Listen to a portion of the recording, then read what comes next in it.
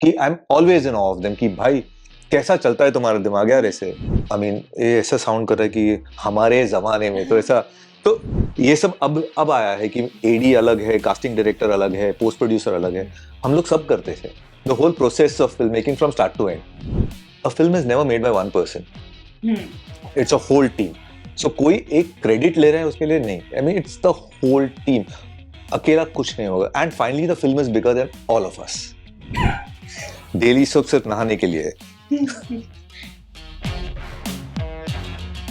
हाय और watching Bollywood chronicle with श्रुति सिन्हा। और मिर्जापुर 3 का जिस तरह से भौकाल रिलीज होने के पहले से ही शुरू हो चुका था, जाहिर सी बात है सीन में इतने इंटेंस सीन दिखाए गए हैं, मार धाड़ है, खून खराबा है, लेकिन ये सारी स्क्रीन की चीजें तो हमने देखी, लेकिन स्क्रीन के पीछे कितनी मेहनत हुई है, इसके लिए आज हमारे साथ मिर्जापुर के डायरेक्टर आनंद अय्यर जी हैं। Welcome to Bollywood Chronicle. Thank you so much. Thank you, बहुत बढ़िया। कैसा, मतलब जिस तरह से मार धार वाली सीन्स थी, ये सारी चीजें जो हुई ऑन स्क्रीन, तो हमने देखा कि काफी इंटेंस चला है। ऑफ स्क्रीन कैसा रहता था माहौल? सो ऑफ स्क्रीन ये मेरा पहला सीजन है मिर्जापुर का as a director. 2 season already हो चुके हैं, तो ये जो हमारे एक्टर्स हैं 2 सीजन से हैं, तो इनके बीच जो यूनिटी सब है, जो कैमराडरी फ्रेंडशिप बोलते हैं, वो एकदम टाइट है। एंड जब जो आप मार धाड़ की बात कर रहे हैं, उसमें काफी प्रैक्टिस रिहर्सल्स होते थे, तो जो आपको दिखता है उसके पीछे काफी मेहनत होती थी, right from the actors. And हमारे जो एक्शन मास्टर थे मनोहर वर्मा जी, वो काफी रिहर्सल्स करते थे, क्योंकि काफी डिफिकल्ट एक्शन सीक्वेंसेस भी थे and nobody should get injured, तो इनफ सेफ्टी प्रिकॉशंस लिए जाते थे। But filming was a pleasure, so yeah. Like एक थॉट भी कंसिडर किया जाता है कि जैसे वायलेंस वाली सीन्स दिखाए जाते हैं तो बहुत ज्यादा ओवर हाइप्ड नहीं हो जाए, फेक नहीं लगे चीजें, इसके लिए क्या कुछ मतलब मेहनत करनी पड़ती थी प्रोजेक्ट करने के लिए? सो ऑफन हम लोग क्या देखते हैं कि द मोमेंट जब फेक लगता है कि मारा आपने, खून ऐसा फुवारा निकला, वैसे होता नहीं है रियल लाइफ में। सो हम लोग ट्राई करते हैं to keep it as real as possible, कि लगे तो फिर भी ब्रूजेस कैसे हों, बिलीवेबल करते हैं उसको, ताकि कोई आदमी फॉर एग्जांपल छोटी सी चोट लगे घर पे भी, वो कैसे दिखेगा। सो हाँ, ऐसे हो सकता है। So that's what makes it more relatable, more real. Like छोटी छोटी चीजों पर भी बहुत सारी दिमाग पे रखना पड़ता है। और साथ ही कई बार ऐसा होता है कि कई एक्टर्स जैसे सीन में रहते हैं तो इतने इन्वॉल्व हो जाते हैं कि भूल जाते हैं कि अभी सीन से निकलना भी है। तो कभी कुछ ऐसा हुआ सेट पे किसी एक्टर के साथ कि क्योंकि इतनी मार धाड़ है, लोग थोड़ा 2 मिनट के लिए मारते मारते अरे कट भाई कट? नहीं, ऐसा ऐसा ऐसा तो कुछ हुआ नहीं। सो लकीली हमारे एक्टर्स कट बोलते ही ये कोई ऐसे एक्टर थे जो ज्यादा ही इन्वॉल्व हो जाते थे सीन्स में? एक्टर्स हर एक सीन में इन्वॉल्व होते थे, बट टू द एक्सटेंट जो सीन की रिक्वायरमेंट होती थी। कट होने के बाद they used to be the regular people, but जो इन्वॉल्वमेंट है, जो पोर्ट्रे करना है उनको, जो इमोशन उनको बताना है, of course they used to be very involved in that. There have been times जो प्रैक्टिस कर रहे हैं। अब मैं क्या बोलूं, मैं इस सीजन में ज्वाइन किया, वो लोग तो 2 सीजन से करते हैं, तो उन्हें पता है कि क्या रिक्वायरमेंट है कैरेक्टर की, तो they are absolutely involved and जितना पोर्ट्रे करना है उतना ही, नथिंग इज ओवर। सो इसीलिए आपको ये कोई मेलोड्रामेटिक ऐसा नहीं लगेगा, it's just reality, that kind of. आपको कभी कुछ ऐसा मतलब डायरेक्शन के ड्यूरेशन में ऐसा कुछ ऐसा लगा कि भाई राइटर ने क्या लिखा है, कैसे सीन को मतलब अभी ये लाना है? आई एम ऑलवेज, जो बोलते हैं ना, इन ऑफ राइटर्स, क्योंकि इट्स कैसा दिमाग है, कैसे लिखते हैं। We as directors put life into it, जो वर्ड्स में जो लाइफ डालते हैं to put it into visuals is what we do. But जो आइडिया होता है राइटर्स का, and I feel it is fantastic, कि I am always in awe of them, कि भाई कैसा चलता है तुम्हारा दिमाग यार ऐसे। सारे कैरेक्टर्स ने काफी उम्दा प्ले किया है, लेकिन यहाँ पर गुड्डू भैया काफी ज्यादा वाइल्ड दिख रहे हैं सीजन 3 में। तो वाइल्ड नहीं जितना कि वो एक सीक्वेंस की आप बात कर रहे हो जहाँ पे रॉबिन का है वो, सो अगर उसका बैक स्टोरी आप देखते हो क्या होता है, इट इज वो सिर्फ आता है घर में इस इंटेंशन से नहीं आता कि मुझे रॉबिन को मारना है, कि भाई तूने बोला क्यों, ये पर्दाफाश क्यों किया करके। बट वो उसमें अनबन हो जाती है उनमें, तो उसे कहते हैं जो क्राइम ऑफ पैशन बोलते हैं, वो प्री मेडिटेट करके नहीं आ रहा है कि मैं आके इसको मारने वाला हूँ, वो हो जाता है गर्मी में। एंड वैसे भी गुड्डू एज अ पर्सन वो हाथापाई ज्यादा करता है, दिमाग से कम थोड़ा सोचता है, एंड हो जाता है। बट उसी सीन के बाद यू सी हिज रियलाइजेशन कि ये मैंने क्या कर दिया। हाँ, so that is where you see two sides of him. Like वो खुद भी कहते हुए नजर आए कि वायलेंस उनकी यूएसपी है। तो ये तो सीजन में हमने देखा कि भाई पूरा वायलेंस है, इनफैक्ट पूरा मिर्जापुर के ही सीजन में वायलेंस ही है। तो नेक्स्ट सीजन में क्या कुछ नया आ सकता है? तो ये सीजन में सिर्फ वायलेंस नहीं है, इनफैक्ट काफी लोगों ने बोला कि यार ये इसमें वायलेंस इतना नहीं है। इस सीजन में जो है वो ज्यादा माइंड गेम्स है, प्लानिंग, प्लॉटिंग, जो हमारे एवरी कैरेक्टर का है। क्योंकि जैसे आपने देखा होगा सीजन 2 में एक पूरा एंडिंग होता है, सब लोग बिखर जाते हैं, ठीक है। एक शरद अपना कालीन भैया को ले चलते हैं, उधर मुन्ना की डेथ हो जाती है, गोलू और गुड्डू साथ में है, अभी कालीन भैया चले गए, बीना का क्या होगा। सो हर एक कैरेक्टर बिखर गया है।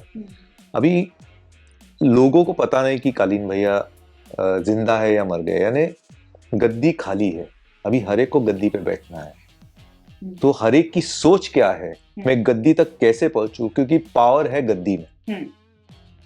एंड ये मिर्जापुर वाला गद्दी पर जो बैठता है वो पूर्वांचल को कंट्रोल करता है। तो सबको गद्दी पे बैठना है। ये आप इसमें लो शरद शुक्ला हो सकता है जो कालीन भैया को शेल्टर दिए हैं, या फिर गुड्डू जो है वो उसे बैठना है, बीना जो है उसको अपने बच्चे को बिठाना है, तो वो स्कीमिंग करती है, एंड सीएम साहिबा को अपना कुछ एजेंडा है। तो ऐसे सबका सोच विचार के बारे में हमने उसमें काफी गहराई में हम गए हैं। But at the same time थोड़ा बहुत वायलेंस है, but it is as and when required, कि ऐसा नहीं कि वायलेंस के नाम पे वायलेंस कर दिया गया। लाइक बहुत बार ऐसा होता है कि जैसे सीजन पे सीजन आते हैं तो कई बार होती है कि स्टोरी ड्रैग हो जाती है, तो उस पे सारा का मतलब जो होता है काम अभी डायरेक्टर को है कि वो इंटरेस्टिंग बने रहे, सीन्स में से जो ऑडियंस का इंटरेस्ट है वो नहीं जाए। उसके लिए क्या कुछ इस सीजन में आपको मेहनत करना पड़ा, क्योंकि ऑलरेडी 2 सीजन आ चुकी है। सो 2 सीजन अगर आप देखेंगे एकदम हाई एक्शन सीजन ये वो, एंड उसमें काफी स्क्रीन टाइम था कालीन भैया के लिए, मुन्ना भैया भी थे, and there was a unique kind of relationship between the both of them, यानी and which the audience is. अभी कालीन भैया इंजर्ड है, मुन्ना भैया नहीं है, but at the same time to keep it interesting, हर एक का प्लॉट के बारे में कैसा है। एंड अभी यहाँ पे है सीजन, अभी आप थोड़ा उसको डाउन्स भी लेके आओ, प्लॉटिंग बताओ, फिर वापस ऊपर लेके आओ। That is how everything interesting रखते हो, ताकि अभी ऑलरेडी ऑडियंस पूछ रही है 4th सीजन कब आ रहा है। So after seeing the ending of the 3rd season, तो आपके हिसाब से क्या लग रहा है ऑडियंस कैसे मिर्जापुर से मतलब इतना रिलेट कर पा रही है कि सीजन पे से सीजन का ऑडियंस की तरफ से डिमांड आते जा रहा है? ऐसी क्या चीज है जो रिलेटेबल है? समवेयर आई फील कि every human being identifies with some character of Mirzapur. ऐसा नहीं कि फेरी टेल फैंटेसी है, ये रियलिटी है, हो रही है at some level in someone's life. तो इसीलिए रिलेटेबिलिटी है। हाँ यार, मैं अपने आप में गुड्डू भैया को देख सकता हूँ, या मेरे में ऐसा दिमाग खराब हो जाता है कोई या फिर मैं अपने आप में गोलू को देख सकती हूँ क्योंकि स्ट्रांग है वो, आई मीन फ्रॉम। तो एवरीवन आइडेंटिफाइज, या फिर इवन आइडेंटिफाई नहीं करते तो भी यू लुक अप, इंस्पायर होते हैं ना। सो वैसे लाइक आपका कुछ ऐसा रिलेटेबल कैरेक्टर लगा अभी तक? मेरा तो यार सी ऑनेस्टली बोलूं, मेरा inspiration, my aspiration actually was to be a part of a series like Mirzapur, क्योंकि मैं पहले 2 सीजन देख चुका हूँ, मैं बहुत बड़ा फैन हूँ। और मैं एड फिल्म मेकर हूँ एज अ बैकग्राउंड, तो मुझे स्टोरी बोलने का वक्त सिर्फ 30 सेकेंड्स का मिलता है या 1 मिनट का, एंड कुछ बड़ा कहानी कहने का मौका is so difficult to come by in advertising, and ऐसे वो भी such a platform, such a series, such good actors मिलना, इट्स लाइक सोने पे सुहागा बोलते हैं ना। तो लाइक ये आपका मतलब करियर कैसे स्टार्ट हुआ डायरेक्शन में? तो मैंने I been directing for 20 years now, तो मैं इंडस्ट्री में ऑलमोस्ट 20-25 साल से हूँ। तो भाई एकदम वियर्डली मेरा एंट्री हुआ इसमें। मैं एक्चुअली क्वालिफाइड बायोकेमिस्ट हूँ। मैं जाने वाला था यूएस पढ़ाई के लिए। मैंने एक समर जॉब ले ली एडवर्टाइजिंग एजेंसी में। फर्स्ट शूट के लिए गया मैं, एंड मैंने पूरा प्रोसेस देखा और मैंने बोला भाई ये मुझे करना है, ये किक मिल रहा है। So that's how it started. So no formal schooling in terms of film school गया नहीं, सब हैंड्स ऑन। तो मतलब कैसे चीजें जो, क्योंकि शुरू में सभी को गाइडेंस एक चाहिए होती है, तो ये चीजें के लिए आपको सो गाइडेंस तो आई मीन ये ऐसा साउंड कर रहा है कि हमारे जमाने में तो ऐसा, तो क्या होता है कि हम लोग के टाइम पे ऐसा डिवीजन नहीं हुआ करता था कि ये आप सिर्फ प्री प्रोडक्शन करोगे, आप कास्टिंग करोगे। ये सब अब आया है कि एडी अलग है, कास्टिंग डायरेक्टर अलग है, पोस्ट प्रोड्यूसर अलग है। हम लोग सब करते थे the whole process of film making from start to end, because we all wanted to become film makers at some point, a director, that was the goal. So I feel to be a complete film maker you need to know everything that goes behind it. तो ऐसा, क्योंकि a film is never made by one person. It's a whole team. So कोई एक credit ले रहा है उसके लिए नहीं. I mean it's the whole team. अकेला कुछ नहीं होगा. And finally the film is bigger than all of us. So तो ये अभी 20-25 साल में अभी तक कुछ आपके पास ऐसा कोई चैलेंजिंग फिल्म आया है जिसमें एकदम खून पसीने मेहनत दिमाग सब कुछ लग गया हो? शुरुआत स्टार्टिंग में, हाँ शुरुआत अब हुई है तो अच्छा, बिकॉज एडवर्टाइजिंग में अपनी चैलेंज है स्टोरी बोलना 30 सेकंड में everything, but this is art. But I think advertising में ज़्यादा मतलब मुझे लगता है कि मेहनत लगती होगी, क्योंकि जितनी उसमें हर एक बारीक चीज़ दिखाई जाती है, शैम्पू एड्स देख ले या फिर कुछ भी, तो उसमें मेरे को लगता है तो उसमें भी मेहनत है, बट जो the kind of gratification, the satisfaction जो मिलता है when you create something which is appreciated. अभी जो भी बोलो आप, कितने एड्स याद पहले के याद करके मुझे बोल सकते हो। एक हमारा बजाज था, एक कैडबरीज का एड था। सो एड का जो ड्यूरेशन रहता है पब्लिक माइंड में रहता है वो एट द मोस्ट 1 ईयर तक रहता है। This remains, so it's always nice to be a part of a legacy like Mirzapur में। और साथ ही जिस तरह से हाइप आ रही है लोगों की, क्या लगता है कि ये मतलब और कितना सीजन तक ये लोगों का हाइप रहेगा? क्योंकि एक टाइम के बाद देखने को मिलता है कि वो धीरे धीरे हाइप थोड़ी डाउन होते जाती है। जितना टाइम तक लोगों का प्यार मिलेगा तब तक हम बनाते रहेंगे। तो गद्दी आखिरकार कब होगी, किसकी होगी? आपकी हो सकती है, बैठे हो आप गद्दी पे।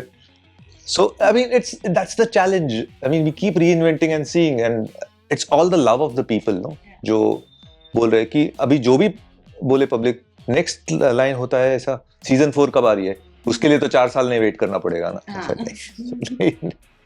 और साथ ही पंकज त्रिपाठी, काफी उनकी तो एक्टिंग भाई, लेकिन इस बार ड्यूरेशन काफी कम रहा उनका, तो क्या लगता है कि नेक्स्ट सीजन में, क्योंकि वो कहते हैं कि आंधी के आने से पहले शांति दिखाई देती, तो वो था क्या सीजन 3 में? एंड आपको दिखाई नहीं दिया करके आपको और चाहिए, अरे कब देखने को मिलेगा। So that's the whole idea, that's audience से वो हमको रिएक्शन एलिसिट करना था, अरे क्या कहाँ गए पंकज भाई, और देखना है। इवन मुन्ना भैया को लेकर के भी ये चीजें थी कि मुन्ना भैया को क्यों हटा दिया सीजन से, वैसे करके राइटर्स को पूछते हैं। लेकिन मतलब पब्लिक डिमांड पे कुछ चेंजेस आ सकती है। अभी पब्लिक डिमांड पे देखो, अगर दिमाग लगा के हम लोग एज रेगुलर ह्यूमन बीइंग सोचे तो ड्रीम सीक्वेंस में आ सकता है, बाकी ऐसे कैसे, यानी पुनर्जन्म ऐसा कुछ तो वो डेली सोप वाला काइंड ऑफ कुछ। प्लीज डेली सोप सिर्फ नहाने के लिए है। हाँ आई होप, लेकिन जिस तरह से मिर्जापुर का क्रेज चल रहा है, मुझे लगता है कि अभी नेक्स्ट सीजन में ये और भी बढ़ता ही जाएगा। और उसके साथ ही कई सारे बिहाइंड द शूट्स भी कुछ ऐसे सीन्स हुए होंगे जो मतलब मेमोरीज अब बन चुके हैं, कुछ ऐसा। Lots of memories, and all of them see, basically it's almost like having a good time. कभी लगा नहीं, we shot for 73 days, कभी लगा नहीं अरे यार आज जाना है शूट करने पे. So it was always a new day, a new, so it wasn't a challenge करके ऐसा नहीं था. It was because there was so much of involvement of everyone. सब लोग अपने 150% दे रहे थे. So it was never a challenge kind of a thing. बिल्कुल। और साथ ही एक्टर्स के तरफ से भी बहुत बार कुछ ऐसी चीजें होती है, क्योंकि सीन्स काफी हेक्टिक रहता था, तो कभी एक्टर्स की तरफ से ऐसा हुआ कि भाई इससे ज्यादा नहीं हो सकता है। You know what is beautiful about all the set of actors? Season 1 से लेके season 3 तक they are as hungry to do it, and उनको बेहतर करना है. और like कभी थोड़ा wide. yes, push themselves, and they all love Mirzapur as it, so it's not a job. They don't take it as a job. That is the beauty. तो हमें लगता है कि अभी सीजन 4 में जिस तरह से पंकज त्रिपाठी कह लें कि उनका एक वेट रहा कि थोड़ा और उनको स्क्रीन टाइमिंग मिले, तो मुझे लगता है कि सीजन 4 में ये शायद थोड़ा और दिख करके आएंगे। और साथ ही जिस तरह से पब्लिक का प्यार मिल रहा है, ऑडियंस का प्यार मिल रहा है मिर्जापुर को लेकर के, ये और भी बढ़ता जाएगा। बहुत अच्छा लगा सर आपसे बातचीत करके। और so हमें लगता है कि मिर्जापुर जब रिलीज होगी तो और भी कुछ बहुत सारे नए चीजें आएंगी ऑडियंस के लिए, और एक बार फिर से हम भी आएंगे आपके साथ बातचीत। Thank you so much. I mean, thank you. It's all because of you guys and your love. Thank you so much for sharing your insights. Thank you.